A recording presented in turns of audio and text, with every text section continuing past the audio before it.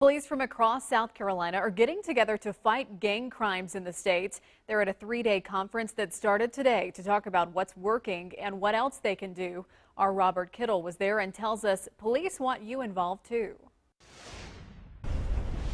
The message of this three-day gang conference for law enforcement from across South Carolina is simple. I think that we still have a real problem with gangs in South Carolina. But the solution is not simple. Nearly 400 law enforcement officers are talking about what's working and looking for new ideas to fight gangs.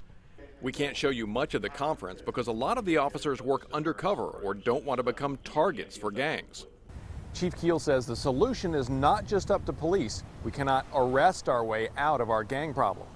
We have to offer opportunities for young people, and we have to have their families involved. We have to have the community involved in offering other opportunities than again, for folks to stand on the street corner. And the director of the Department of Corrections says just arresting them doesn't stop the gang activity anyway. We've told you before about former corrections captain Robert Johnson. He was shot 6 times but survived that hit that was put on him by a gang member in prison using a cell phone. They can make payments with Green Dot cards. They have other methods to make payments. So if they have access to a cell phone, they can continue their gang activity from behind bars. They can organize outside. So it is a public safety hazard that we take very seriously.